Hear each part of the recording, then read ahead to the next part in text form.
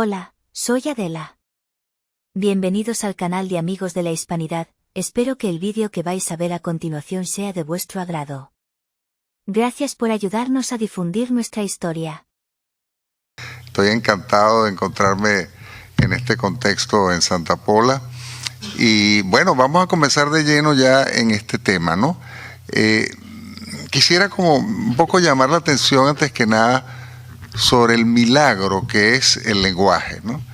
Nosotros somos, que nosotros sepamos, somos la única especie que es capaz de hablar del futuro, que es capaz de hablar del pasado, que es capaz de analizar el presente, que es capaz incluso de hablar de criaturas que no existen, como por ejemplo dragones, es capaz de una cantidad de cosas que nos hacen completamente distintos a todos los entes que conocemos.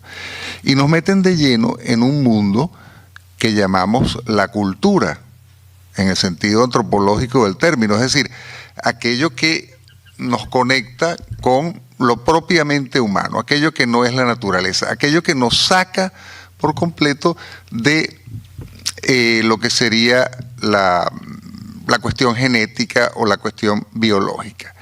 Entonces, podemos decir que la lengua es la base del conocimiento. La lengua no es un conocimiento más, es la base del conocimiento.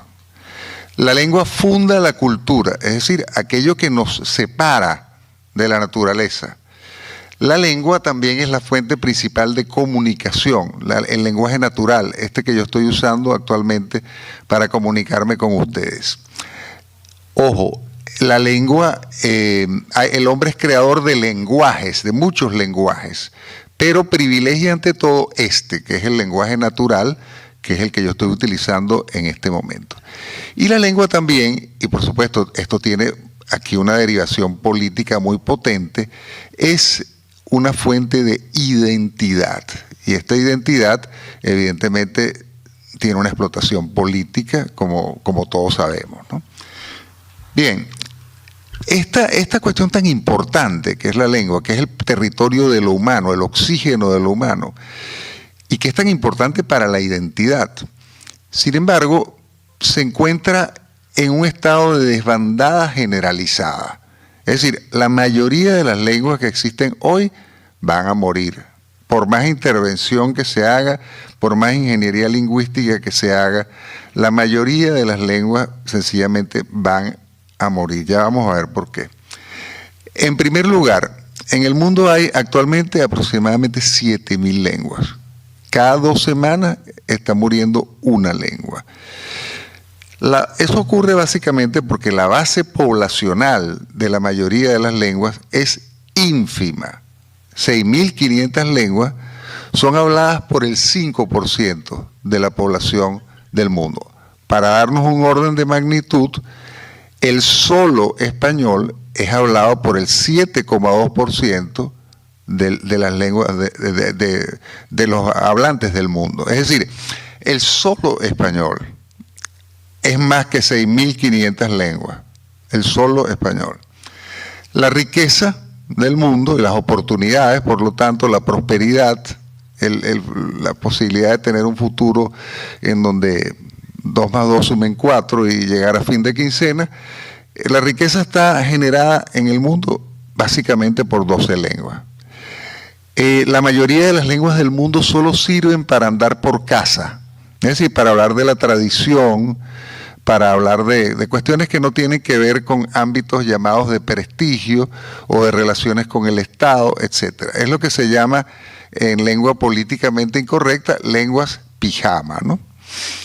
Fíjense bien, 200 lenguas abarcan el 95% de la población. Esto es muy importante. Y estas 200 lenguas son, por supuesto, las lenguas más fácilmente digitalizables. Nos vamos a estar ocupando mucho del tema digitalización, porque básicamente lengua que no esté adecuadamente digitalizada es una lengua que va a entrar en barrena y se va a estrellar próximamente, ¿no? El 95% de las lenguas poseen menos de 10.000 hablantes. Esto las hace prácticamente imposibles de tratar en una dimensión digital que requiere ingentes cantidades de textos para generar aprendizaje de máquinas, procesamiento del lenguaje natural, inteligencia artificial. Es decir, es prácticamente imposible digitalizar lenguas que tengan tan pocos hablantes. Y estas son la mayoría de las lenguas. Bien, nosotros no nos damos cuenta de esto porque incluso aquí en Europa las lenguas relativamente minoritarias no tienen una cantidad tan exigua de hablantes, ¿no? Pero en muchos territorios, en Asia, en África, incluso en América, hay pequeñas comunidades que tienen una lengua y, bueno, esa lengua, si no es registrada, archivada adecuadamente, grabada adecuadamente, van a desaparecer sin dejar rastro. ¿Por qué se pierde o abandona una lengua? Y aquí voy a ser totalmente fáctico. Es decir, hay algo que se ha dado en llamar sentimentalismo lingüístico, que, bueno, que tiene toda su legitimidad y yo lo puedo entender perfectamente. No debe haber nada más terrible que perder la lengua propia. Pero en la mesa de familia, cuando los padres discuten qué lengua le voy a transmitir a mi hijo, a veces juega la identidad y a veces juega lo práctico. Y a veces se trata de combinar ambos factores. Pero es decir, estadísticamente hablando, en la mayoría de los cambios de lengua o de interrupción de transmisión de una lengua o de aprendizaje de una lengua nueva, lo que opera es básicamente una ecuación de costo de oportunidad. Es decir, yo voy a abandonar o voy a aprender otra lengua porque ese aprendizaje va a aumentar mi capacidad de comunicación. Y yo necesito que, por alguna razón, aumentar mi capacidad de comunicación. Y ese aumento de la capacidad de comunicación va a justificar el esfuerzo que yo voy a hacer. Esfuerzo en tiempo, esfuerzo en dinero, etcétera. Bueno, la prueba más palpable de todo esto, obviamente, es el inglés. Es decir, la mayoría de la gente, el inglés es la lengua, el inglés es la tercera lengua del mundo en lo que a hablantes de lengua materna se refiere. Pero cuando hacemos la suma de hablantes lengua materna, hablantes lengua extranjera y hablantes lengua segunda del inglés, entonces el inglés es la primera lengua del mundo. ¿Por qué? Porque la mayoría de la gente evalúa que el inglés aumenta su capacidad de comunicación y lo hace a tal punto que justifica el esfuerzo en tiempo y dinero que se invierte en eso. Muy bien, entonces continuemos. Nuestra lengua es una de las megalenguas del mundo. Una de las 3 megalenguas del mundo, siendo las otras 2 el chino mandarín y el inglés. Esto nos pone a nosotros en una especie de transatlántico lingüístico, nos pone a nosotros en la liga más alta en lo que lenguas se refiere en el mundo. Y esto nosotros no lo estamos aprovechando de manera suficiente. Es decir, incluso ni siquiera tenemos conciencia de ello. Vivimos como vive el pez en el agua. La vida del pez depende de estar en el agua, pero el pez no tiene conciencia del agua. Nosotros vivimos en español y solemos no tener mucha conciencia de que vivimos en español. Quizá en comunidades como esta, donde hay bilingüismo y cierta competencia con otra lengua, etcétera, sí la cosa es más viva. Pero en Hispanoamérica la gente habla español y punto, y ni se da cuenta de que está hablando español. Vive como el pez en el agua, totalmente inconsciente del agua, siendo el agua en este caso el español. El español entonces es una megalengua. ¿Qué es una megalengua? Es una que tiene centenares de millones de personas que la hablan, es una que está expandida a lo largo del mundo, es una que está muy presente en los organismos internacionales, es decir, es una lengua de presencia realmente mundial.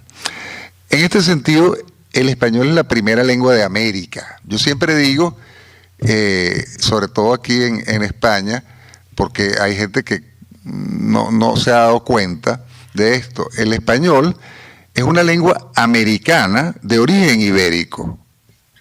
Es una lengua americana de origen ibérico. ¿Por qué es una lengua americana? Porque el 92% de los hablantes de español están en América. Es decir, cuantitativamente es apabullante el hecho de que, el español es una lengua que se mudó, ¿no? El español es una lengua que está en América, el futuro del español está en América, el futuro del español en el mundo está en América por muchísimas razones, entre ellas el hecho de que el 92% de los hablantes de español están en América. Y son el 46% de los hablantes de América. El español es realmente la lengua más práctica para aprender en América, si uno quiere más o menos entenderse por todas partes del mundo, incluyendo Norteamérica, es el español. Es la primera lengua en implantación. ¿Qué significa esto? Y esto es muy importante. Los que hablan español suelen hablarla también como lengua materna. Es decir, no como, por ejemplo, los francófonos. Hay una cantidad de francófonos que hablan francés, pero que aprendieron francés en el colegio, no hablan francés en la casa. En caso de África, por ejemplo. Entonces, el español es una lengua, entre las grandes lenguas del mundo, la que tiene mayor implantación como lengua materna, que aproximadamente 94%. En las otras lenguas, grandes lenguas, es muchísimo menos de 40, menos de 30%. Es la segunda lengua materna del mundo, y ojo, esta es la estadística dura, ¿no? Porque hay muchísimas cifras sobre la cantidad de hablantes que hay de una lengua en el mundo, y esto forma parte de la propaganda, de la guerra de los idiomas, etcétera, ¿no? Pero los hablantes duros, lo que sí se puede decir, sí habla, es los hablantes de lengua materna. Es decir, todo ese tema de que aproximadamente 1.000 millones de personas hablan inglés como lengua extranjera, bueno, eso es muy cuestionable, y se dice, la gente que estudia este tema, que esos supuestos hablantes de lengua extranjera, de inglés como lengua extranjera, lo hablan en un nivel medio-bajo hacia abajo. Es decir, básicamente saben preguntar dónde está el baño en un aeropuerto y dame un café en un aeropuerto. Y saben pedirlo, pero cuando le responden, no entienden. Porque es que hablan muy rápido. Bueno, el español es la segunda lengua en inteligencia artificial. Ya me voy a extender un poco sobre esto.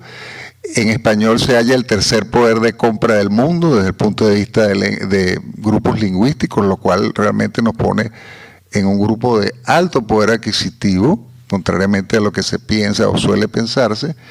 Comparativamente no es así. Es el tercer PIB del mundo, se genera en español, y es la tercera lengua en Internet.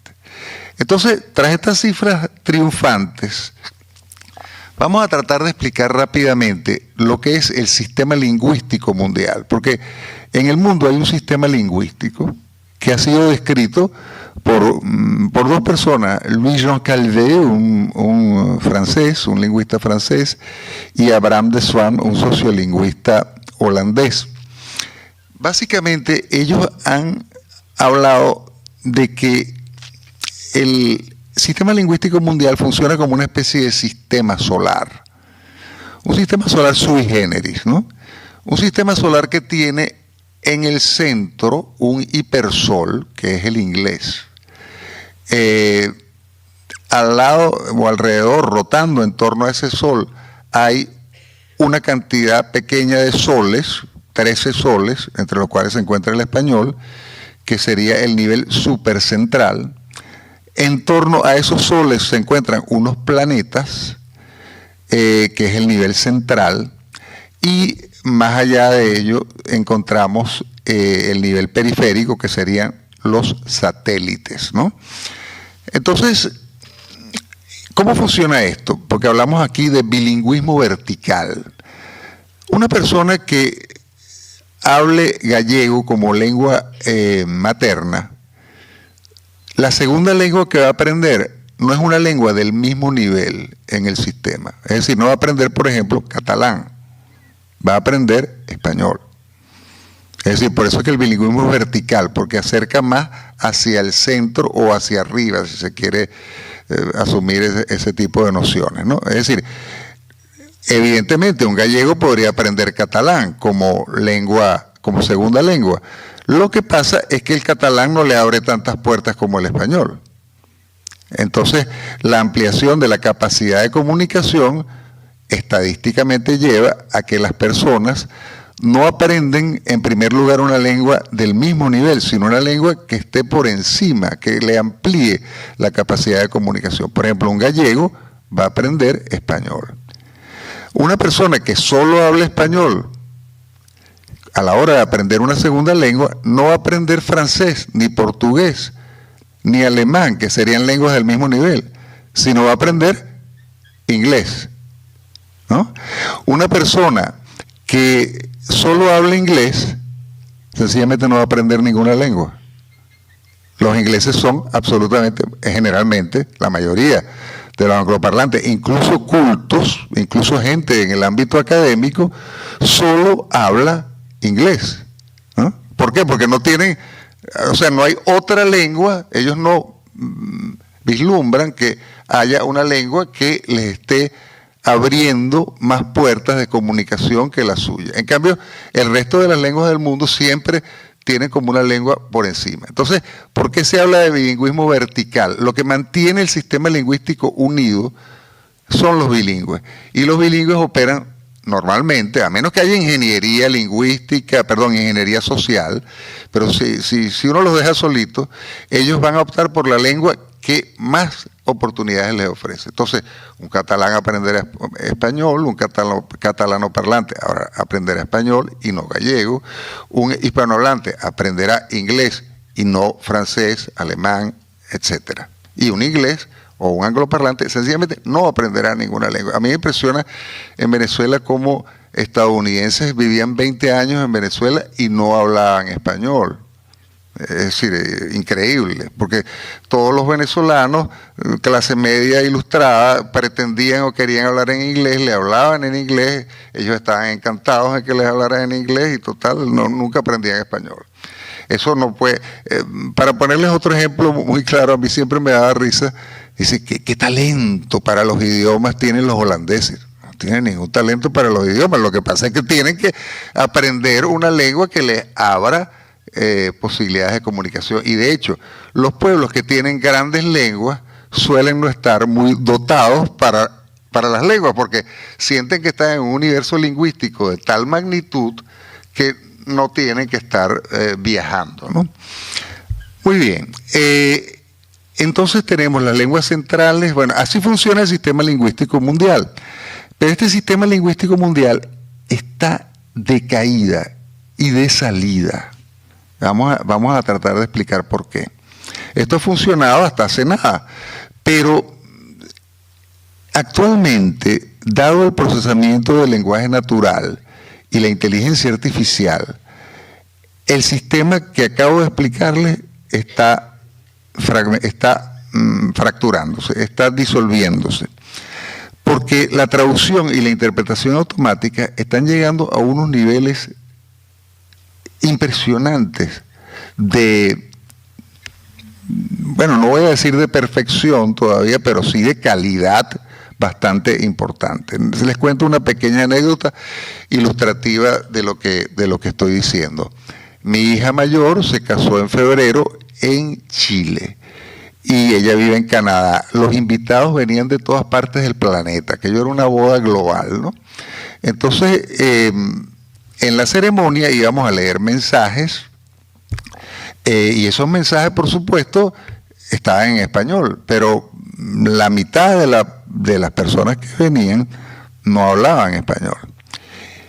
Entonces se decidió hacer una traducción en inglés. Fíjense ustedes qué interesante todo esto para entender el sistema, ¿no?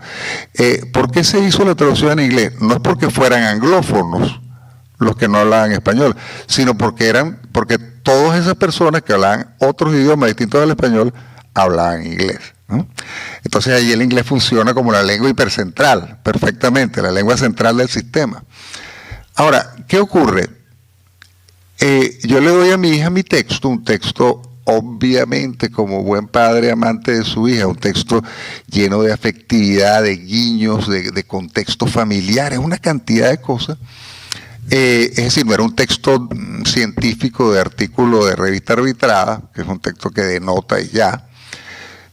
Y se lo doy y le pregunto con voz temblorosa, ¿y quién va a traducir esto?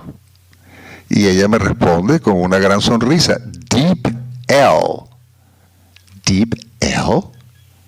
Entonces me dice, sí, no, esto es una compañía fantástica de traducción automática. Y eso es gratis. Le pregunto, sí, eso es gratis. Entonces, te traigo el texto impreso dentro de 5 minutos. Porque yo le digo, me traes el texto para corregirlo, porque indudablemente que habrá que hacerle por lo menos unos retoques. Me trajo el texto en inglés y no le hice ningún retoque. Ningún retoque. Estoy hablando de febrero de 2024, que es más o menos en el avance de todas estas tecnologías, es más o menos hace 800 años, ¿no? Pueden estar seguros que ya la traducción automática está funcionando muchísimo mejor. Y a la traducción automática se añade la interpretación automática. Y la interpretación automática ya está a la disposición de todos ustedes, un aparato que por el momento cuesta 700 euros. Pero dentro de 2 años costará 100 y dentro de 5 años lo venderán en un kiosco. ¿Cómo funciona este aparato? Es como una pequeña caja que trae 4 auriculares. Uno se pone los auriculares, el interlocutor del otro, el otro se pone los otros auriculares y uno escoge qué combinación de lenguaje entre 70 lenguajes. Ese aparatico ya comunica mejor que el inglés que poseen la mayoría de las personas que dicen hablar inglés. Tiene un nivel superior al nivel medio. Ahora, obviamente, no es un nivel perfecto, pero de acuerdo a las investigaciones que yo he venido haciendo, los pesimistas calculan que la traducción e interpretación automática irrumpirán de manera plena y con calidad total entre 10 a 20 años. Entonces, ¿qué implica? Esto es un cataclismo en el sistema lingüístico mundial, ¿no? Porque resulta que el inglés, que era como el latín en la misa, bueno, ya de repente la misa ya no se da en latín, sino que se puede dar en cualquier lengua, ¿no? Entonces esto genera un trastocamiento de las jerarquías. Y esto tiene un valor simbólico de impacto en lo que se refiere a la percepción de las culturas, ¿no? Ya vamos a ver esto en detalle. Por de pronto, la instancia hipercentral, lo que era el Sol, desaparece. Y en lo que era el Sol, en ese espacio, van a venir a converger 13 lenguas, más o menos 13 lenguas, entre ellas el español, que son lenguas plenamente digitalizables y bastante digitalizadas hasta el momento. Entonces, el juego de poder en el sistema lingüístico mundial va a ser estar perfectamente digitalizado para estar en ese centro. A partir de ese centro lingüístico, yo voy a poder intercambiar con perfecta holgura con aproximadamente 90% de la humanidad, con perfecta holgura, con absoluta fluidez, sin hablar una palabra de la otra lengua, sin hablar una palabra de la otra lengua. Entonces, el rol hipercentral del inglés va a desaparecer, las lenguas supercentrales, los soles, van a globalizarse. Va a ser un poco como Netflix, ¿no? Que uno pone las lenguas, etc. El español va a ascender a lengua plenamente global, eso sí, con otras lenguas. Fíjense, y las personas que no hablen estas lenguas plenamente digitalizadas van a tener que elegir entre 13 lenguas. No es que como ahora, que es el inglés la lengua global. No. Hay 13 lenguas globales. Entonces allí va a surgir una pequeña disputa por quién acapara a esos hablantes, que no van a ser muchos de todas maneras, ¿no? No van a ser muchos desde el punto de vista no van a ser más del 10% de la población mundial. Las lenguas centrales, esas lenguas planeta, como son el catalán, el gallego, el quechua, que son lenguas que gravitan en torno al español, van a tener que luchar por estar plenamente digitalizada. Porque, es decir, la cantidad de servicios que se van a proveer sobre la base de la digitalización y la ingeniería lingüística va a ser de tal magnitud que quien no esté adentro va a estar afuera. Entonces las lenguas digamos, centrales, como por ejemplo el catalán, son absolutamente digitalizables, pero tiene que haber una cosa muy voluntarista para lograr eso y para estar llevándole el paso a esto, ¿no? Bien, las lenguas satélites, las pequeñas lenguas, francamente me parece muy difícil que no desaparezcan, porque son prácticamente indigitalizables, ¿no? Bien, continuemos.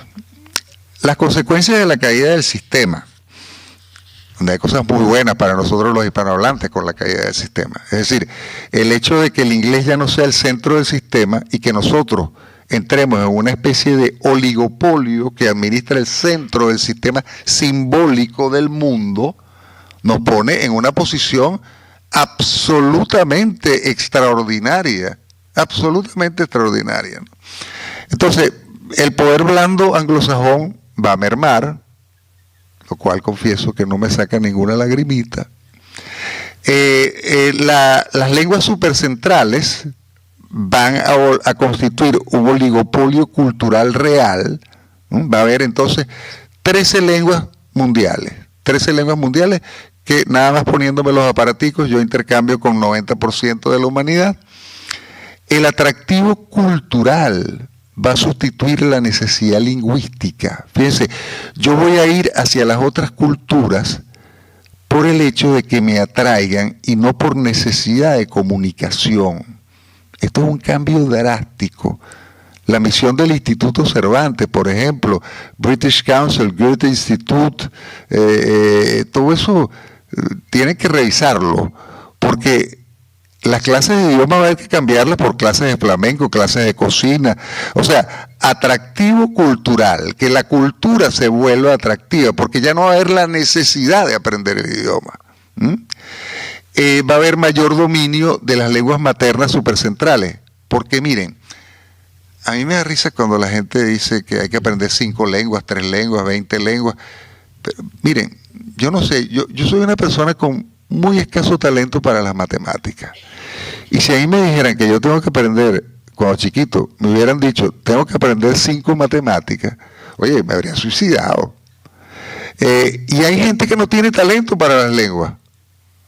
Y decirles que tiene que aprender 5 lenguas, si balbucea incluso la propia, es una cosa complicadísima, ¿no? En primer lugar. En segundo lugar, lo que implica, el tiempo que implica invertido en aprender inglés. Para aprender bien inglés se requieren, para aprender inglés un hispanohablante que quiera aprender bien inglés, tiene que meterle miles de horas. Es decir, si se pretende pasar de un nivel 0 a un nivel bueno en inglés, no es tan fácil como suelen vender las academias que están por ahí en internet. Eso sirve para pedir café en los aeropuertos, pero llegar a un buen nivel de inglés, un nivel competitivo, un nivel donde uno pueda establecer pautas de negociación, etcétera, etcétera, eso es dificilísimo. Eso implica muchas horas, mucho dinero.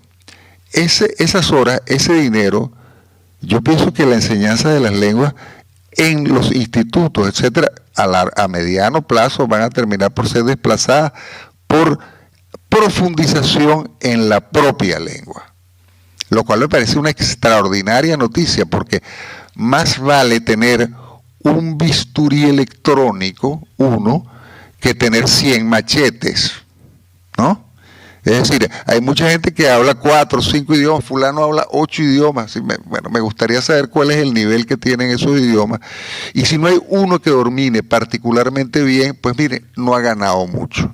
A mi manera de ver, la profundización en una lengua bien equipada es el mejor negocio lingüístico que se puede hacer, porque permite una incisión, permite unos canales cognitivos de una profundidad importante. La otra cosa fundamental es que en la nueva educación que va a surgir por el desmoronamiento del sistema lingüístico mundial, es que la comunicación intercultural también va a tener que pasar a ser una materia. ¿Qué me refiero yo con comunicación intercultural? Como ya no tengo que aprender el idioma, entonces tengo que aprender, debo enfocarme más en cómo me visto, cómo vuelo, cómo toco, qué como en las otras culturas. Entonces, por ejemplo, les cuento algo muy chistoso. En el departamento de idiomas de la Universidad Simón Bolívar, donde yo trabajaba, había una señora que vino a ayudarnos con conversaciones de japonés. Japonesa ella, ¿no? Acaba de llegar a Venezuela y estaba ávida de entender la cultura hispana, ¿no? Entonces ella registraba grandes bloques, ¿no? Pero no sutilezas. Entonces ella había registrado claramente que los hispanos y los venezolanos, por lo tanto, nos tocamos mucho. Los venezolanos nos tocamos y no paramos de tocarnos, ¿no? Entonces ella dijo, hay que tocar. Claro, pero no tocaba donde era, ¿no? No tocaba donde era, es decir, ella, por ejemplo, donde un español da una palmadita en la espalda, ella da una palmadita en la nalga. Entonces, bueno, hubo que explicarle que eso no era así, que sí nos tocamos, pero no en la nalga, a menos que ya uno esté en cosas prácticamente precoitales, ¿no? Bueno, entonces allí yo pienso que también va a haber una nueva educación. La educación propiamente del lenguaje va a derivar en mayor dominio de la lengua propia, lo cual es una extraordinaria noticia, de verdad. Y una nueva educación en el sentido de comunicación intercultural. Yo me acuerdo una vez que yo estaba en Alemania y un profesor terminó una clase literalmente magistral y yo comienzo a sentir un temblor de tierra, ¿no? Pero es que en Alemania golpean. El aplauso puede ser golpes en la mesa o en el piso. Es decir, todas estas cosas interculturales, pues va a haber que terminar de aprenderlas y va a haber más tiempo para ello, porque la lengua no va a ser la barrera. Entonces, en medio de todo este contexto, el español tiene grandes retos. Lamentablemente, veo que me he extendido mucho en la primera parte y no voy a poder desgranarnos como quisiera. Pero en primer lugar, los hispanohablantes tenemos unas cifras cuantitativas impresionantes, pero el nivel de adquisición de la lengua materna en lo que son las tecnologías que se deben aprender en la escuela, es decir, comprensión de lectura, es decir, escritura, es decir, el registro argumentativo, el registro descriptivo, la adaptación mía como hablante a diferentes tipos de hablantes, es decir, yo no hablo igual en una audiencia con el rey que con los amigos en el bar. Nosotros tenemos en el mundo hispanohablante, muy lamentablemente, y yo diría que esta es nuestra principal debilidad, tenemos que nuestros hablantes hablan español de monte, un español montaraz, un español silvestre, un español perfecto para estar con los amigos en el bar y hablar de fútbol. Pero a la hora de discernir, falta mucho, y falta mucho porque la escuela está fallando. Vamos a tener claro algo. Hasta los 9 años aproximadamente, yo aprendo a leer. Y a partir de los 9 años, yo aprendo leyendo. Si yo no aprendí a leer, básicamente no voy a aprender bien. O no voy a aprender. Mi ciclo de aprendizaje se va a ver interrumpido. Si ustedes me preguntan, profesor, o Carlos, o Carlito, como me dicen a mí en Venezuela, Carlito, ¿cuál es la tarea más urgente de los hispanohablantes? Dominar bien nuestra propia lengua. Es decir, ser capaces de sutilezas, ser capaces de contradiscurso, ser capaces de discernir la falsedad en el discurso del otro, ser capaces de agregar valor, porque tenemos una lengua plena. Solo desde un dominio pleno de la lengua yo puedo agregar valor. Si no, me tengo que ir a trabajar a McDonald's. Me tengo que ir a trabajar a Burger King o cualquiera de estas cadenas que nos rodean. Lo cual no tiene nada de indigno, pero me refiero, lo que quiero decir es que si queremos una sociedad de punta, tenemos que tener hablantes de punta. Hablantes que sepan leer, comprender lo que leen y, si es posible, escribir. Porque yo pienso a plenitud solo cuando escribo. Si no, lo que estoy es en un mariposeo de ideas más o menos desilvanadas. Entonces, lo primero, y esto es un tema que lamentablemente afecta a toda la hispanidad, las pruebas PISA de la OCDE, la Real Academia Española, en el caso concreto de España, publicó un informe que está en internet sobre el estado de la enseñanza del español en España, bastante lamentable. Hablantes rudimentarios, gente que habla con gruñidos. Es decir, necesitamos expresión, necesitamos sutileza, necesitamos capacidad de agregar valor. Entonces, la primera tarea de los hispanohablantes es entrar en plena posesión de nuestra propia lengua. Esa es la primera. La otra cosa, por supuesto, en España es muy agudo, pero también hay otros ámbitos en Hispanoamérica donde comienza a surgir el problema en torno a los micronacionalismos lingüísticos, es la garantía de uso en ámbitos nacionales. Es decir, en ningún país que en su constitución consagre al español como lengua oficial de todos los habitantes de ese territorio, puede resultar concebible que una persona en español no pueda hacer en esos territorios todo lo que le dé la gana. Eso sencillamente no existe. O sea, yo tengo 7 años viviendo en España y cuando veo lo que ocurre, o sea, me parece nuestro insólito universo lingüístico. O sea, ¿cómo es posible? La cooficialidad y todo eso, muy bien, y las otras lenguas, muy bien, pero que eso sea en desmedro o desplazando al español, me parece inadmisible. Esto es un tema político y que realmente pues merece ser enfrentado. Y además, ojo, es privar a quien no habla español de una lengua mundial. De una lengua que va a estar entre estas 13, que ya está entre estas 13. Es confinarlo a un mundo en donde los niveles de intercambio son forzosamente más pequeños, ¿no? Y la cooficialidad me parece muy bien siempre que no vaya en desmedro de la lengua de todos, ¿no? Y esto es un tema que también hay que garantizarlo. Otra cosa, tarea del español, es tener un banco de datos terminológicos en lo que se refiere a los vocabularios especializados, ¿no? Evidentemente el español tiene algunas pequeñas lagunas en terminología científico-técnica. Esto es un tema que se puede solucionar muy rápidamente, consensuando los términos, si hay varios, llenando las lagunas terminológicas, creando, neologizando y agrupando todo esto en un banco terminológico panhispánico, lo cual es una cosa muy sencilla, pero que no ha sido hecha. Otra cosa es la garantía de uso en ámbitos internacionales. Nosotros tenemos que estar en todos los ámbitos internacionales presentes. Y no estamos, por ejemplo, en la Corte de Justicia de La Haya, no estamos en la OCDE, en la ONU no somos lengua de trabajo, en la Unión Europea no somos lengua de trabajo.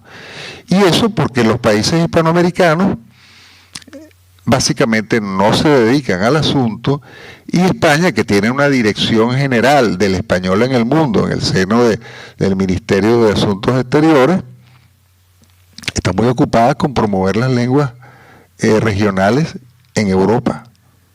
Eso la está consumiendo. Y caramba, a mí me parece que, no sé, desasistir al jugador que juega en primera división es un grave error político, muy grave. Bueno, la otra cosa sobre la cual me voy a extender ahora es sobre el equipamiento tecnológico pleno, porque insisto, lengua que no esté adecuadamente digitalizada va a desaparecer. Y lo vamos a ver muy pronto, ¿eh? Es decir, incluso aquellos entre nosotros que tienen más canas aquí hoy, va a ver cómo el tema de la digitalización de las lenguas va a generar una crisis. Y por supuesto, garantía de uso en el ciberespacio. Esto tiene que ver con el ancho de banda y con la velocidad. El ciberespacio va a ser cada vez más inmersivo. Es decir, básicamente todo el tema de hologramas, todo el tema de trajes ápticos, creo que se llaman. Es decir, me va a permitir a mí tener sensaciones táctiles a distancia y ver a la otra persona de manera tridimensional en una sala virtual en la que pautemos una cita. Esto no es futuro, esto ocurre ya, ¿no? Solo que ocurre es muy costoso por el momento y solo se da en círculos muy pequeños, corporativos, ¿no? Pero por ejemplo, les puedo contar que Jean-Luc Mélenchon, un señor que es chavista francés, lanzó su candidatura presidencial cuando las últimas elecciones en Francia presidenciales en 4 ciudades simultáneamente. Él estaba solo presente en una y en las otras eran hologramas, ¿no? Esto va a ser cada vez más frecuente y entonces aquí el ancho de banda y la velocidad y todo el cableado o los satélites adquieren una importancia literalmente estratégica, ¿no? Porque tenemos que entender algo, nosotros somos unos seres humanos de transición, porque antes los seres humanos vivían en una dimensión exclusivamente física, ahora vivimos en una dimensión física y otra virtual, y la dimensión virtual va a ir cada vez más a más. Sigamos. Estábamos hablando del futuro del español, todo esto es futuro. Una persona que decía por ahí que venía por la historia. Bueno, espero que también encuentre por aquí algunos elementos de satisfacción. El futuro del español depende ante todo de mantenernos en el tránsito ascendente de las lenguas supercentrales, manteniéndonos entre las lenguas mejor digitalizadas. Esto es absolutamente estratégico. Ahora, aquí hay un pequeño problema. Nuestro tránsito depende hoy, nuestro tránsito ascendente hacia la digitalización, depende hoy de Google, Microsoft, IBM, Amazon, Facebook, Apple y, agregaría yo, por el asombroso trabajo que ha hecho en apenas un año X, lo que era Twitter. Ya la inteligencia artificial de X es asombrosa, increíble el trabajo que han hecho en un año. Fíjense ustedes, toda esta cosa tecnológica que estoy hablando de procesamiento del lenguaje natural e inteligencia artificial, en el caso de estas compañías, implicó una inversión de 140.000 millones de dólares el año pasado. Este es el futuro, ¿no? Entonces, ¿qué vemos aquí? ¿Cuál es el problema político aquí? Que el problema político es que todas estas son empresas, yo no diría tanto que, el problema no es tanto que sean estadounidenses, no tengo yo tanto ese problema, sino es que son empresas cuya lógica es comercial, es meramente comercial, por el momento. Y eso sería una lógica relativamente benevolente. Pero digamos, estas máquinas, estas compañías, pasan a tener un poder sobre la lengua brutal, brutal. Y nosotros, como hispanidad, tenemos que poder negociar un acuerdo ganar-ganar para que ellos hagan negocio con nuestra lengua y nosotros hagamos negocio con el hecho de usar las tecnologías que ellos están produciendo. Pero es un tema donde tiene que haber algunos mecanismos de supervisión, ¿no? Porque fíjense, David Fernández Vítores, que es un señor que se encarga de producir los informes del Instituto Cervantes, que salen anualmente sobre el estado del español en el mundo, escribió un libro que se llama Panhispania, por cierto, que salió hace nada, y dice: Microsoft, Google y OpenAI convierten lo que decimos en macrodatos y toman decisiones instantáneas sobre cuál es el uso conceptual de cada palabra. Esos datos tienen una capacidad normativa, porque después se utilizan para producir lenguaje nuevo, con lo que favorecen la inercia de su utilización. Lo más probable es que eso vaya a desplazar al poder normativo de la Real Academia. Básicamente, ¿cómo funciona esto? Si ustedes tienen OpenAI o Gemini, por ejemplo, de Google, sinceramente yo les recomiendo que quien no lo tenga, la compre, pero la de pago, porque es que, con toda franqueza lo digo, el mundo se debe dividir entre quienes usan inteligencia artificial y quienes no lo usan, ¿no? Y va a haber una diferencia sustancial, porque es como tener una capacidad de diálogo con un ente generador de información y de opiniones increíble. Entonces, ¿cómo funciona como cliente la inteligencia artificial? Básicamente, ella se va adaptando al tipo de hablante que yo soy. Si yo le hablo como profesor, ella me va a responder en un registro académico. Pero si yo le hablo como un jefe de banda que está luchando por el control de unas manzanas en una ciudad por el tráfico de drogas, se va a mimetizar también con esa manera mía de hablar. Entonces, un poco la inquietud que hay con respecto a esto es que el diálogo con la inteligencia artificial hace que la inteligencia artificial se mimetice conmigo y me confina a mi burbuja lingüística. Es decir, no me coteja, no me pone en diversos registros. Y entonces, bueno, si ya yo tengo un registro de lengua absolutamente amplio y muy abarcante, no hay ningún problema. Pero ¿y si yo soy un insuficiente? Allí me voy a quedar, ¿no? Y bueno, por otro lado, esto perturba totalmente el esquema de las academias, que es más bien de arriba hacia abajo. Esto es todo de abajo hacia arriba. Y si es en una lógica comercial, bueno, pero si entrase en algún momento en una lógica política, es decir, si hubiese la voluntad política de estrechar nuestros canales cognitivos, se podría hacer. Se podría hacer mucho más fácil que Big Brother en 1984. Mucho más fácil, ¿no?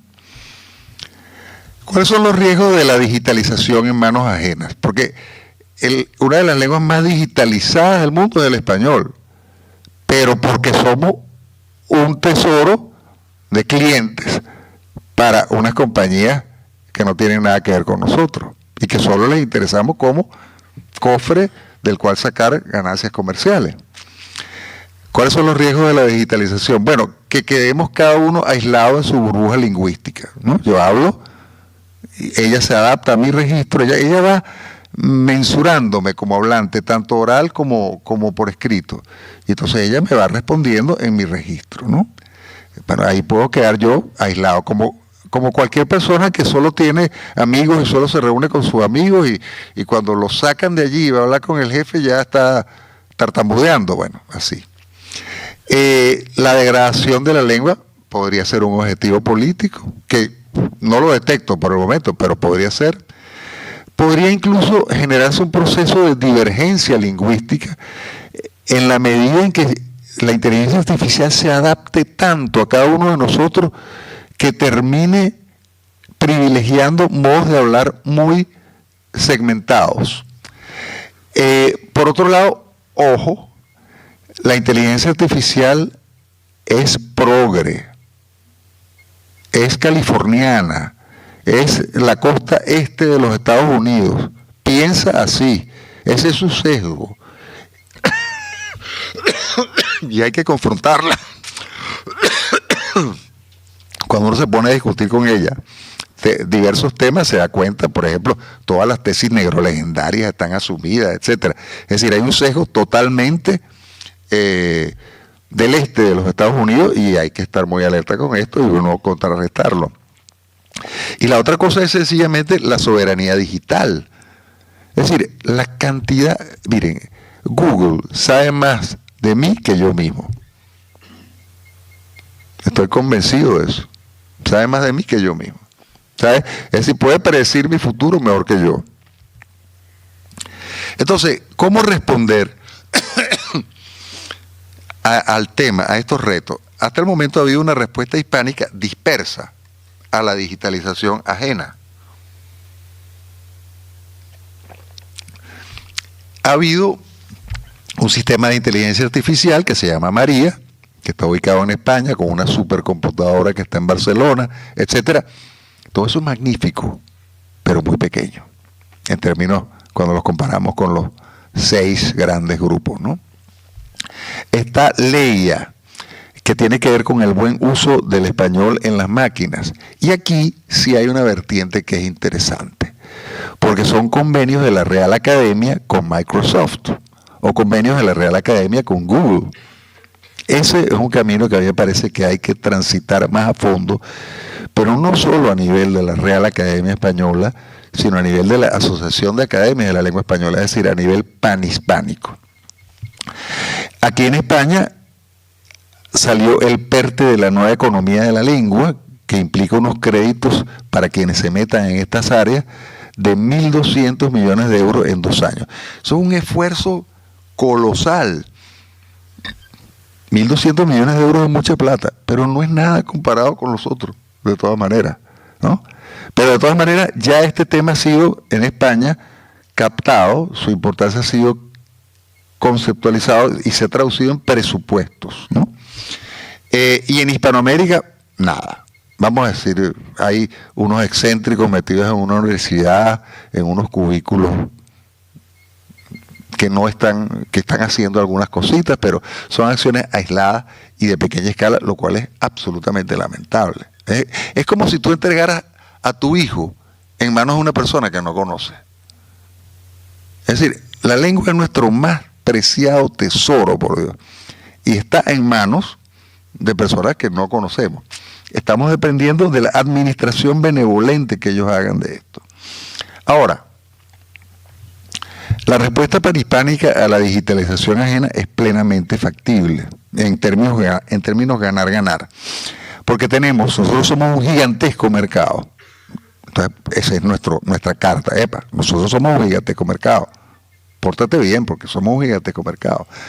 Además, nosotros podemos bloquearte este mercado, como hacen los chinos. Nosotros podemos bloquearte este mercado.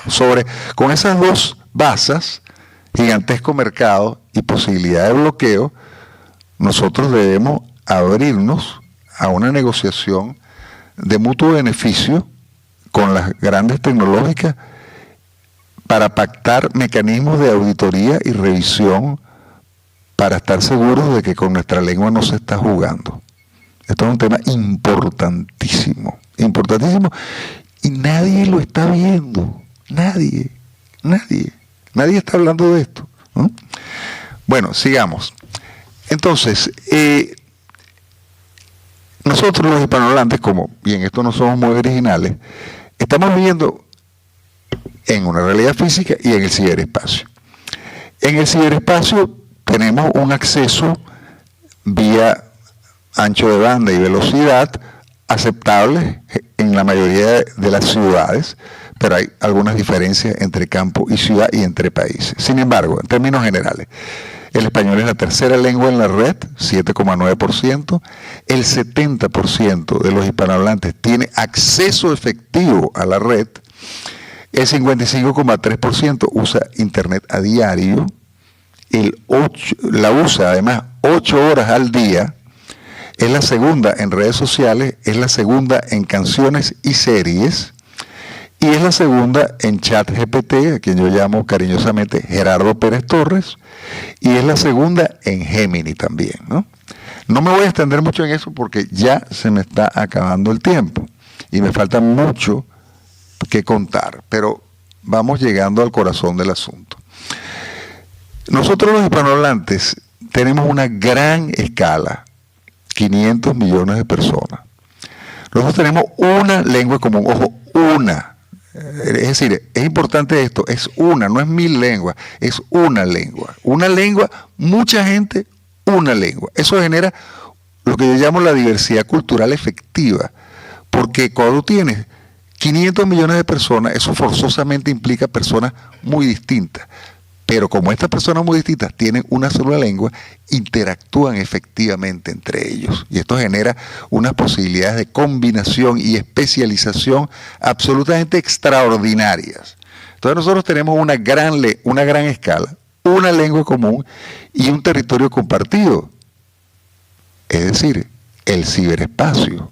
Nosotros hemos pasado de ser 20 y pico de países dispersos, a poder puentear, gracias al ciberespacio, las fronteras físicas, las fronteras temporales, las barreras de todo tipo, gracias al ciberespacio. Fíjense, la ecuación del poder se realiza a plenitud en un país como los Estados Unidos, gran escala, 335 millones de personas, una lengua común, el inglés, y un territorio compartido, casi 10 millones de kilómetros cuadrados, de los cuales una buena porción arrebatado a los Estados Unidos mexicanos. Entonces, ese gran poder, nosotros también lo tenemos. Gran escala, una lengua común, un territorio compartido, el ciberespacio. Ahora, como me queda poco tiempo, voy a tratar entonces de ir resumiendo, ¿no? El problema que nosotros tenemos, los hispanos, básicamente, es que nos han contado mal la historia y nos hemos creído esa historia mal contada. Es decir, nosotros somos un gigante, un bloque histórico-cultural gigantesco, con unas posibilidades cuyos límites están solo en la programación de nuestras mentes. Nuestras mentes han sido programadas con un borrado de origen. Ese borrado de origen ha volatilizado de manera muy eficiente, sobre todo los siglos XVI y XVII, donde éramos la vanguardia y la plenitud en todos los ámbitos. Ha volatilizado la memoria de aquellos misioneros, de aquellos exploradores, de aquellos marinos, que literalmente inventaron el mundo. Inventaron el mundo. El resto vino después y sobre la estela de nuestros navegantes. ¿Por qué hay tanto interés en que nosotros olvidemos eso? Porque la misión de los hispanos del siglo XXI es recontactar con la grandeza, es salir del apocamiento en el que nos hayamos sumergido de manera ignominiosa. Nosotros actualmente somos ratoncitos en un establo de elefantes. Nosotros actualmente somos personas navegando en canoas en un mar extremadamente proceloso. Nuestra verdadera talla, lo hablábamos el otro día con unos compañeros ayer, nuestra verdadera talla es la imperial. Es decir, cuando nosotros fuimos a plenitud, fuimos un imperio. Ese imperio, por supuesto, es imposible de reconstruir exactamente en los mismos términos, pero nosotros tenemos mucho de qué inspirarnos en lo que se refiere a actitudes, adaptándolas al siglo XXI, para recuperar la memoria de que nosotros, mientras navegábamos juntos en un magnífico galeón, hacíamos portentos. Ese magnífico galeón en el siglo XIX estalló y nosotros vivimos aferrados a los pedazos de ese galeón y creemos que nuestro destino político, nuestra comunidad política está en ese pedazo de galeón al cual estamos aferrados, es decir, España, Argentina, Ecuador, México, El Salvador, Venezuela. Esos son pedazos del galeón. Nosotros tenemos que entrar en una dinámica centrípeta que nos haga conscientes de que nosotros somos grandes en la talla grande y que nuestra talla es la talla grande. Estamos demasiado distraídos con nuestros pequeños países. Tenemos que entrar, como dirían en la escuela de Oviedo, tenemos que entrar en la dialéctica de imperios. Tenemos que ponernos y vernos en primera división. Y esto está ocurriendo. Es decir, básicamente, este cuento mal echado que nos tiene inhibidos está siendo desplazado de manera gradual por la rebelión hispanista, lo que yo he dado en llamar la rebelión hispanista, que por cierto hablo de esto en el prólogo de este libro, que es el libro de la película Hispanoamérica, Canto de Vida y Esperanza, del documental de José Luis López Linares. ¿La rebelión hispanista en qué consiste?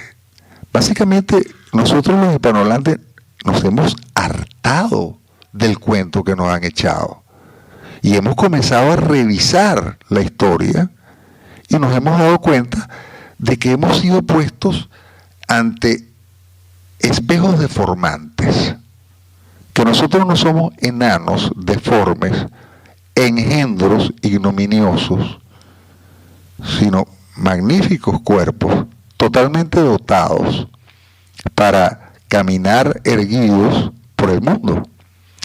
Ahora tenemos que verlo, porque si no, es decir, quien entra al campo de batalla creyéndose inferior ya está vencido.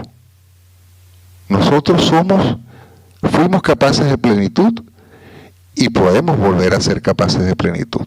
Entonces, para ello el ciberespacio es absolutamente central. Actualmente, en el ciberespacio están ocurriendo una cantidad de intercambios interhispánicos absolutamente extraordinarios. El ciberespacio hace que nosotros en tiempo real intercambiemos porque no hay tiempo, no hay espacio y hay una sola lengua. ¿Qué son los intercambios interhispánicos? O lo que yo denomino intercambios interhispánicos. Son aquellos que se dan entre personas hispanohablantes, pero que no son del mismo país. Pues claro, siempre ha habido intercambios entre hispanos, ¿no? Españoles con españoles, mexicanos con mexicanos, peruanos con peruanos, etc. En cambio ahora, los intercambios están siendo cada vez más entre hispanohablantes de diversos sitios. Esto está configurando una nueva realidad que en la medida en que va rodando espontáneamente irá demandando una institucionalidad panhispánica. Esto estoy absolutamente convencido de esto y he encontrado maneras un poco de mensurar esto, ¿no? Es decir, la necesidad crea el órgano, ¿no? Es decir, si nosotros comenzamos a intercambiar, a hacer intercambios interhispánicos y no hay estructuras que acompañen esos intercambios interhispánicos, va a haber una demanda ante las clases políticas de institucionalidad panhispánica. Pero es una demanda de abajo hacia arriba. Esto ya está en curso, digamos, esto es espontáneo. Ahora, la rebelión hispanista no es espontánea. La rebelión hispanista toma nota de que esto está ocurriendo y trata de incidir en ello para acelerar este proceso, ¿no? Y entonces allí hay 4 olas de la rebelión hispanista, que yo explico 2 de ellas aquí en este libro. Básicamente, la primera ola, y esto lo digo muy brevemente porque después lo voy a profundizar, en la primera ola se ha buscado mostrar la realidad, nuestra realidad, que es una realidad capaz de plenitud, capaz de belleza, y no una realidad de engendros ignominiosos. Una segunda etapa, que es una de demostrar, demostrar la primera. La segunda es demostrar. Por ejemplo, ustedes ven este documental y se quedan asombrados. ¿Cómo es posible? No es que éramos unos monstruos. ¿Cómo es posible que no seamos unos monstruos, no? Porque fíjense, nosotros estamos prisioneros de un marco que nos dice Imperio Español, Hispanidad Unida, igual ignominia, igual atraso, igual crueldad, que es lo que hace la rebelión hispanista, por métodos y medios que voy a afinar más después cuando estemos hablando con Alberto. Básicamente demuestra que eso no es así, muestra que eso no es así, trabaja en redes para acelerar los intercambios interhispánicos y terminará por generar demandas colectivamente concertadas en las redes que sean transversales a la hispanidad y que nos vayan haciendo sentir que nosotros tenemos una musculatura que tenemos que desarrollar rápido, porque cuando la utilizamos juntos, nada nos es oponible. Voy a poner un ejemplo que siempre traigo a colación. No sé si ustedes recordarán que hace unos años unos tecnócratas en Bruselas pretendían quitar la ñ de los teclados de los ordenadores.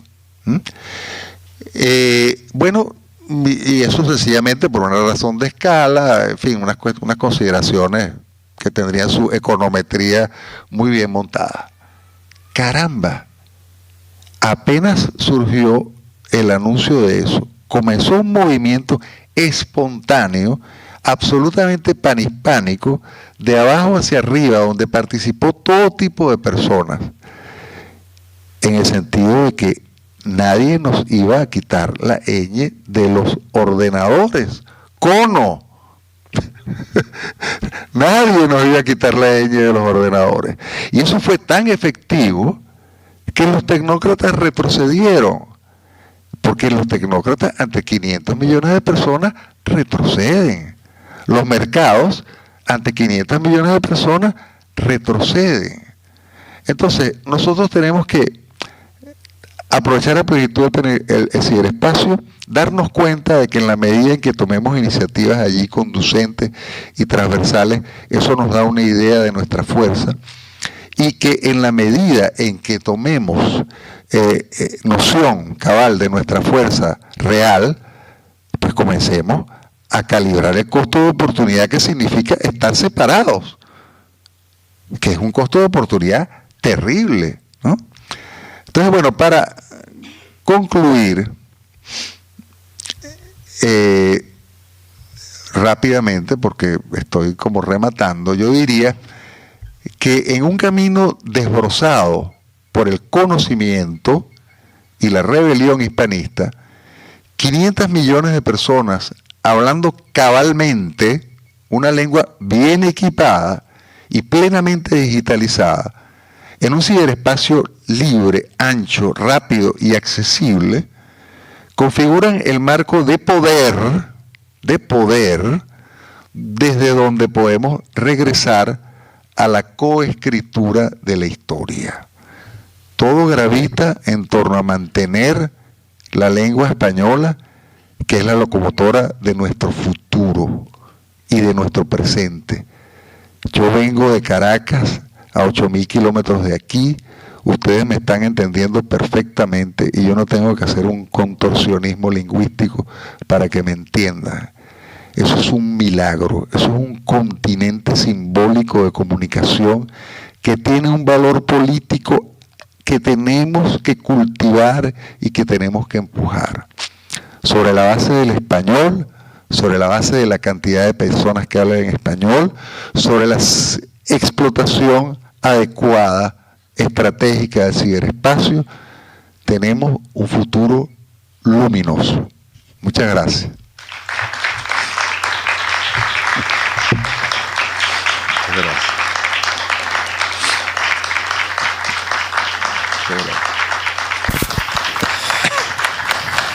Muchas gracias, Carlos. Brillante tu exposición, como todas a las que nos tienes acostumbrados. Bueno, tenemos tiempo para 2 o 3 preguntas. Así que si alguien quiere... Es verdad que te debo la vez de ayer. Muchas gracias por esta conferencia muy interesante.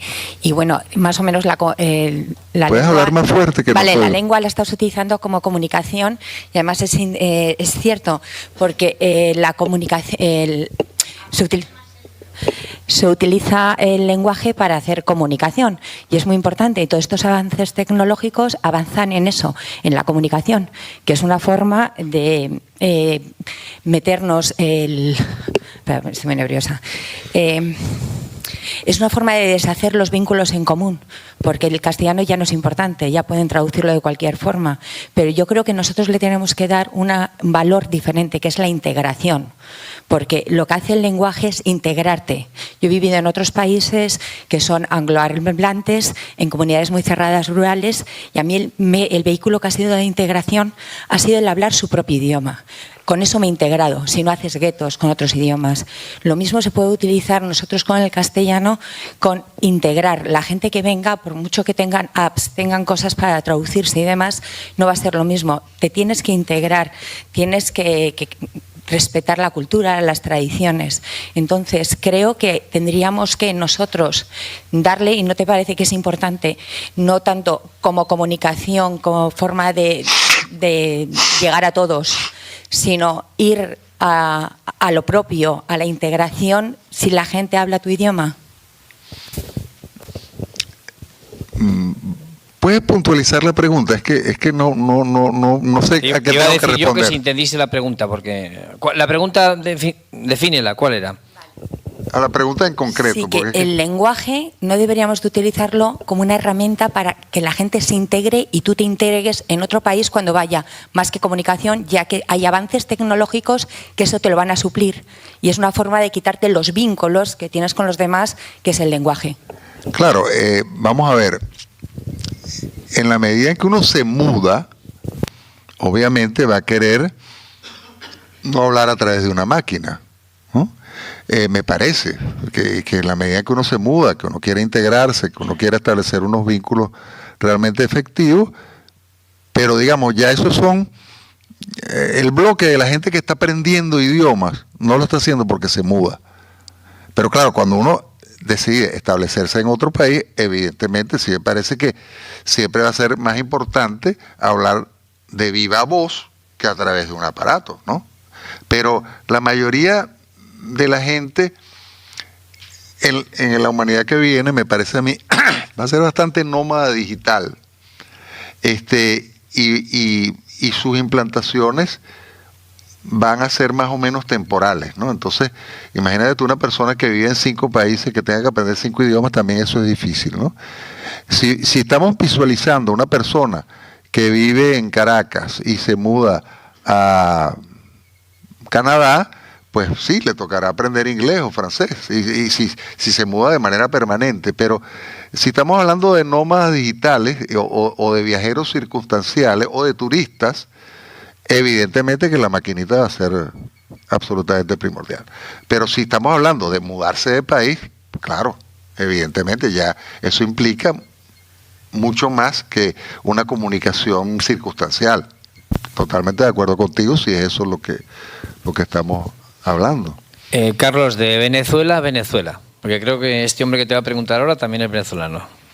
Me da miedo lo que me va a preguntar Gabriel. Esto va a ser una pregunta difícil. Es facilita. Buenos días. Carlos, en el año 1990 la única televisora internacional en América hispana era la televisora nacional española, ¿sí? La única que tenía programación internacional. En pocos años, Univisión cubrió toda la audiencia en Hispanoamérica, un proyecto en Estados Unidos, inversión mexicana y norteamericana con Carlos Slim, y eso siguieron Telemundo y siguió también CNN en español. Esto ha moldeado un español nuevo desde Estados Unidos, pero ha generado el uso del español en todo el mundo a partir del impacto que tiene en Estados Unidos ahora con 50 millones de hispanohablantes. ¿Cuál es tu opinión y la prospección que tú haces de esa influencia que nos viene desde Estados Unidos, ¿sí? No vino de España. Sí, te confieso que a mí me inquieta mucho el supuesto español de los Estados Unidos, ¿no? Porque muchos hispanohablantes en los Estados Unidos en realidad son mutantes que están en la sala de espera hacia el inglés. Y mira, una persona que me dice carpeta en vez de alfombra, que me dice borajira en vez de calentador de agua, en fin, todas las caricaturas y juegos que se hacen con la gente que habla Spanglish, al cual se le quiere dar una talla de idioma. Hay académicos que están luchando por darle una talla de idioma, y esto es un tema de guerra lingüística, ¿no? Básicamente, ¿de qué se trata para mí de esto? Básicamente, nosotros podemos ver que nosotros penetramos en los Estados Unidos o los Estados Unidos nos penetran a nosotros, desde el punto de vista lingüístico. Actualmente, los Estados Unidos está siendo muy penetrado por los hispanohablantes. De hecho, en Estados Unidos se ha generado una cantidad de palabras que tienen que ver con gastronomía, que tienen que ver con cariño, que tienen que ver con hospitalidad, que están siendo asumidas del español, incluso expresiones completas como mi casa es tu casa, ¿no? Expresiones completas, ¿no? Todo lo que tiene que ver con disfrute de la vida, gastronomía, acogida, el inglés está tomando préstamos, porque no es tanto que no tenga los términos, sino que le suena más acogedor en español. Y tienen razón. Ahora, del otro lado, a mí me parece que la influencia del inglés de los Estados Unidos en Hispanoamérica, no en los propios Estados Unidos, porque ya eso es otra realidad, sería nefasta y no está ocurriendo. ¿Por qué no está ocurriendo?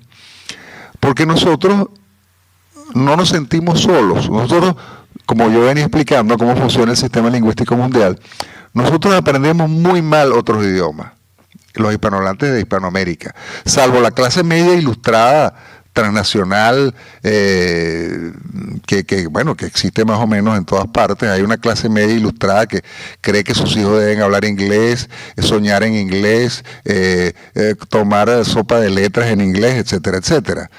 Salvo esa pequeña capa que suele hablar bien inglés, los hispanohablantes de base, reales, y lo digo por experiencia de terreno en Venezuela, o sea, no hablan inglés en absoluto. Y ojo, la evaluación de la enseñanza del inglés en el sistema público hispanoamericano es catastrófica, y a mí eso me llena de regocijo, pues es que nosotros no tenemos ningún interés en aprender inglés, a menos que vayamos a viajar a los Estados Unidos, a menos que vayamos a implantarnos en los Estados Unidos, a menos que tengamos una predilección de tipo estético o afectivo con respecto a esa cultura. Pero la necesidad de aprender inglés de un hispanohablante es prácticamente nula. Un hispanohablante que vive en su territorio y en su circunstancia normal.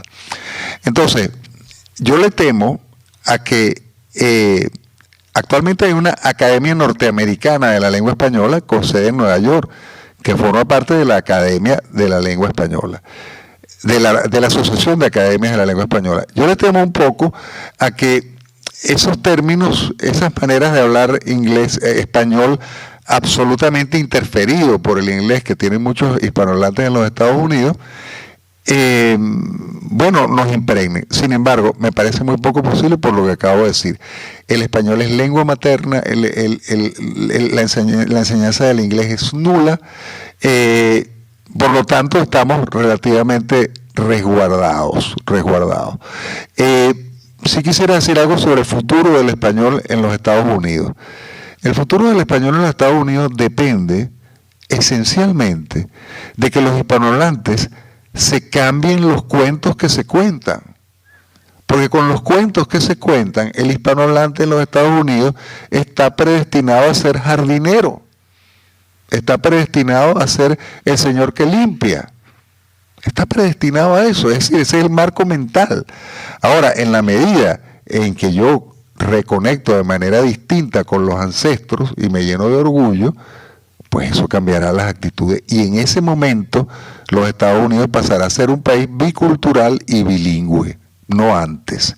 Es decir, no es por empeños del Instituto Cervantes, por ejemplo, o acciones culturales puntuales que se va a lograr esto. Esto se va a lograr cuando los hispanos tengamos una autoimagen positiva y por lo tanto no perdamos nuestra lengua en los Estados Unidos. De todas maneras, quede dicho lo siguiente.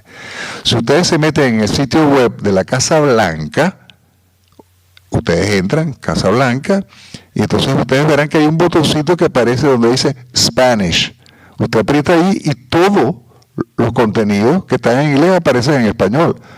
En solo 2 lenguas está el sitio web de la Casa Blanca, español e inglés. Esto me parece que denota mucho el hecho de que el español tiene 4 puntos de irradiación en el mundo, fundamentales. 1, Estados Unidos. Factible totalmente en la medida en que nosotros vayamos transformando nuestra autoimagen colectiva. 2, Brasil, lo cual es factible totalmente, ya que los brasileños se sienten, en efecto, rodeados de hispanohablantes y lo están.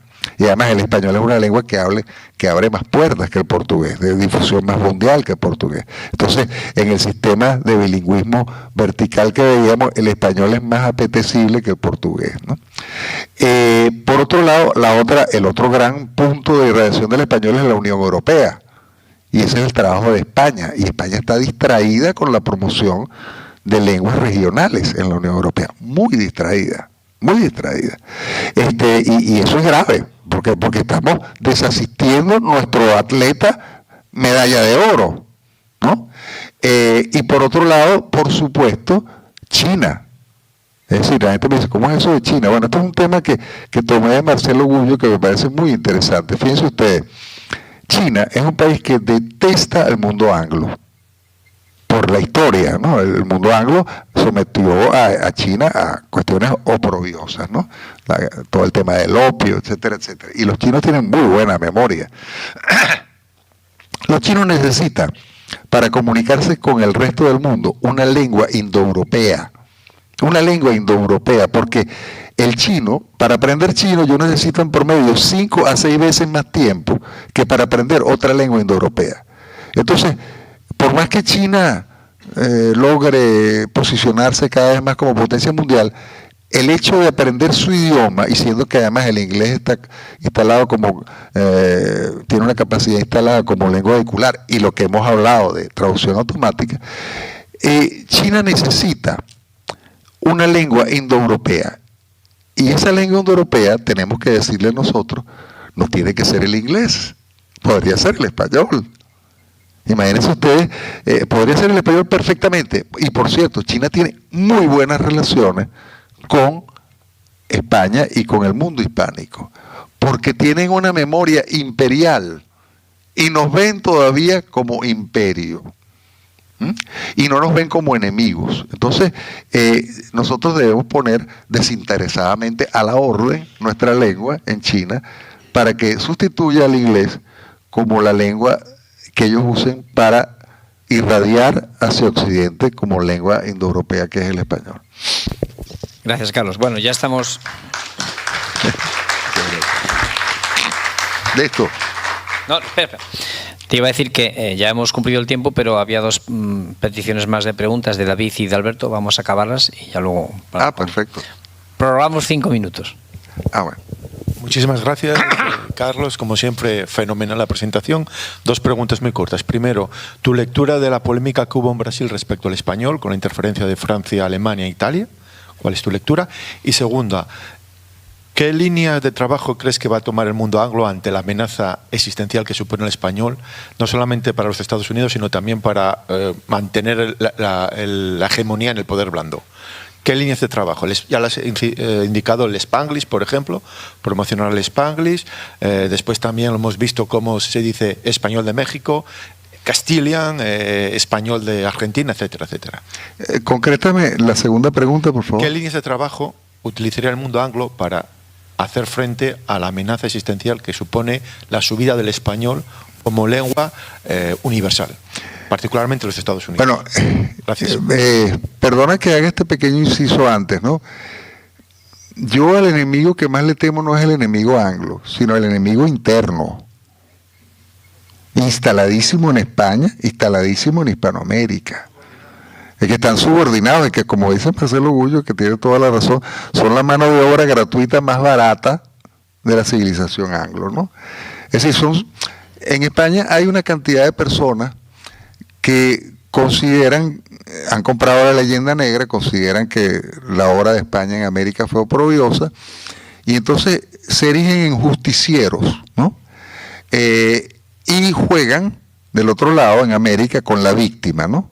Yo soy justiciero y yo vengo a pedir perdón, ¿no? A ti, pobre víctima, ¿no? Entonces, fíjense esto cómo funciona. Nosotros en América estamos en el resentimiento de la víctima y los españoles peninsulares están en la vergüenza del verdugo, ¿no?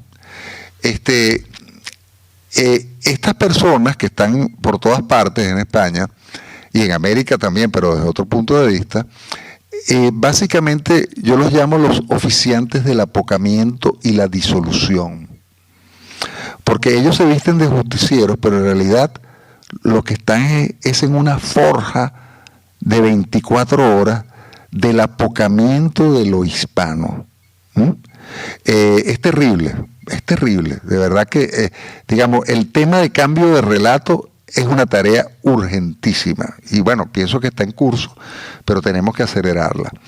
Entonces, los anglos, ¿qué nuevos elementos traerán? Bueno, yo pienso que con mantener al enemigo interno bien activo y con un argumentario bueno y con cantidad de imágenes, películas, mensajes, tiene, ¿no? Pienso que eso es suficiente. Ahora, yo sí pienso que de verdad nosotros hacemos 2 o 3 cosas bien y vamos a comenzar a resurgir a ojos vistas. Y claro, a nosotros nos tienen más o menos tranquilos porque no nos persiguen todavía como amenaza que esté resurgiendo. Cuando la amenaza, entre comillas, hispana esté resurgiendo, en el sentido de que esté resurgiendo un nuevo actor de talla global, como dirían los mexicanos, pues ni modo. Es decir, los otros van a reaccionar, y van a reaccionar de manera dura. Y dura me refiero incluso a nivel físico en algunas cosas, ¿no? Es decir, esto no es un jueguito, de verdad. Aquí, esto es un tema muy político. La pregunta es, ¿nosotros queremos coescribir la historia o nosotros queremos que nos escriban la historia? ¿Nosotros queremos ir hacia una gradual desaparición o nosotros queremos estar en la historia desde nuestros parámetros en fecundo intercambio con el mundo? Y bueno, tenemos que estar muy alerta porque estoy seguro que en la medida en que vayamos avanzando, la oposición va a ser más formidable, más tangible y más descarnada, ¿no? Y la primera pregunta era... bueno, eso es el típico ejemplo de un trabajo mal hecho. Es decir, en España hay una Dirección General del Español en el mundo, una Dirección General del Español en el mundo, que supuestamente debe coordinar todos estos asuntos, ¿no?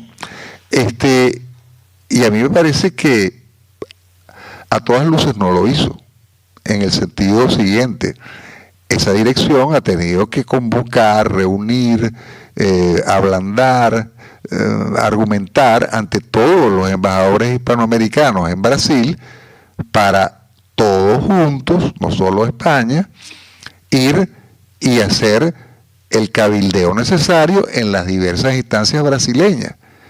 Y lamentablemente eso a todas luces no fue hecho. Es decir, y sí fue hecho por otras embajadas. Entonces, esas otras embajadas, por ejemplo la de Francia, no hay que verla como unos malvados, sino sencillamente como gente que hace bien su trabajo. Y nosotros tenemos que hacer bien el nuestro. Es decir, a Francia no le interesa. Francia tiene una política que ellos llaman de rayonnement culturel de la France, ¿no? La irradiación cultural de Francia, ¿no? Y esa irradiación es efectiva a través de agregadurías culturales y lingüísticas que actúan de una manera muy eficiente y hacen el trabajo que hay que hacer para incidir en la presencia del francés en el mundo no francófono, y para incidir en la captación de élites para meterlas en sistemas de becas, etcétera, etcétera, que viajen a Francia, regresen. ¿Y todo eso está bien o está mal? Está muy bien para Francia. Francia hace eso muy bien. Hagamos nosotros lo mismo, por Dios. Es decir, pues es que yo la reacción que he visto es la gente indignada con Francia. No, indignémonos con nosotros mismos. Es decir, nosotros tenemos que hacer bien el trabajo de cabildeo. Y además, la expansión de Brasil, del español en Brasil, es prácticamente ineluctable de todas maneras. Porque, repito, el español es más atrayente, abre más puertas y están completamente rodeados. Pero, bueno, como dicen en España, hay que currárselo. Y me parece que la Dirección General del Español en el Mundo no hizo su trabajo, no coordinó. Y los hispanoamericanos no van a coordinar. Los hispanoamericanos están con el agua al cuello pensando en una cantidad de cosas que no tienen nada que ver con estas cosas tan estratégicas. Última pregunta aquí, Carlos, a tu derecha. Gracias. Carlos, lo primero, felicitarte, me ha encantado la presentación y además me parece muy brillante tu reflexión de las lenguas supercentrales, muy brillante, además muy actualizada porque estamos en un momento y lo has analizado desde el punto de vista tecnológico, bueno, muchas felicidades. Quería preguntarte por esa aplicación que te hace la traducción simultánea, que has dicho algo así como tip Earl, conocer el nombre por ver en qué consiste eso. La segunda pregunta es, bueno, ChatGPT ha sacado hace un par de semanas el asistente de voz, que parece que va a revolucionar esto de la IA, y en Europa no funciona, porque las leyes aquí priorizan la privacidad y la desinformación, ¿no? El control de todo esto, pero es verdad que otros países de la hispanidad sí que funciona, con lo cual quiero decir que si el alemán y el francés o italiano pues de alguna forma van a quedar limitados por estas leyes, que nos dieras un poco esta valoración que realmente sí que de alguna forma pues permite desarrollar mejor el español.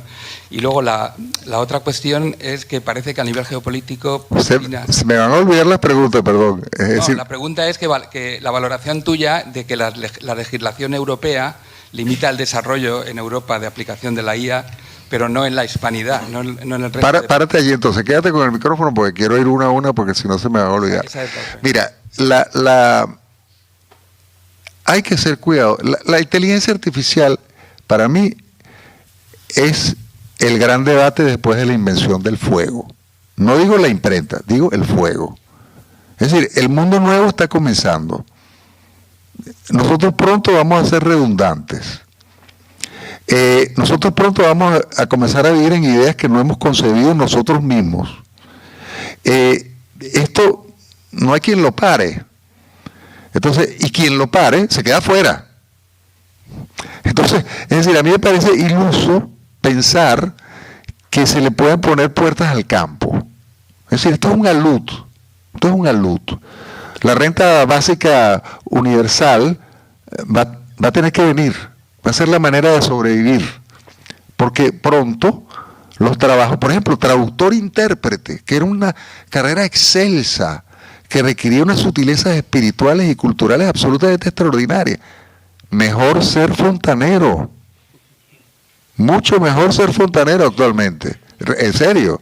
Yo les confieso, mi hija menor no ha culminado sus estudios universitarios y no quiere culminarlos. Y ya le dije el otro día, a la luz de todo esto, no importa, amor. Es decir, ya todo este tema, todo está siendo reformulado. Es decir, tener una inteligencia artificial que es cada vez más capaz de sintetizar, hablar, interactuar en tiempo real, resolver, hacer tus trabajos. Sencillamente de lo que se va a tratar muy pronto es de poner ese software en el hardware de un robot y básicamente estarán haciendo prácticamente todo, hasta el fontanero será desplazado. Entonces, pienso que ponerle demasiadas trabas al tema de la inteligencia artificial es un problema serio. Pienso que hay que proteger algunas cosas, claro, como derecho de autor, la privacidad, la imagen de la persona, discernir qué es lo que es artificial, inteligencia artificial, y qué es lo que es real. Yo he visto ya cantidad de videos donde está Kamala Harris o Trump asaltando tiendas con ametralladoras y uno le parece que son ellos, pero obviamente no son ellos, porque claro, por el tipo de acción uno dice esto no puede ser real.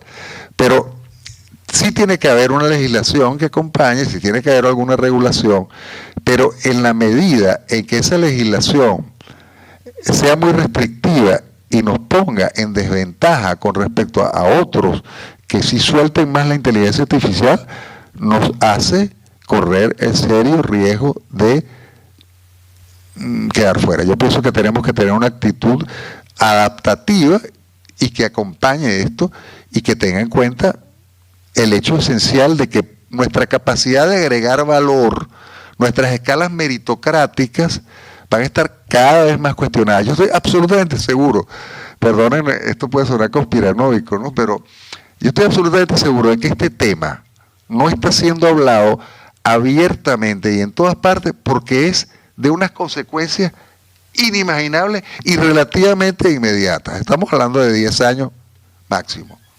¿Se acordarán ustedes de mí? ¿Se acuerdan del loco aquel venezolano que no hablaba? Bueno. Digo que, y por último, ¿hay algún proyecto que promueva la IA, la aplicación de la IA a nivel de hispanidad? Lo digo porque Europa y también la hispanidad han perdido el tren a nivel de lo que es el desarrollo, de ser los grandes actores, esos 6 que has comentado tú en tu presentación. Pero sí que es cierto que si se usa por el incremento del nivel de productividad, pues realmente pues se puede convertir en un actor importante, aunque sea solo por el uso. Europa está fuera, la hispanidad también, pero digo que en Europa sí que están tomando medidas, ¿no?, para que al menos para el uso de la inteligencia artificial se aplique ya desde las escuelas, etcétera. Pero ¿hay algún proyecto? La pregunta es, ¿hay algún proyecto que realmente intente aplicar esto a nivel de toda la hispanidad, que sería algo importante? Este proyecto María, te recomiendo que lo busques y lo investigues, es un sistema de inteligencia artificial concebido desde cero en español.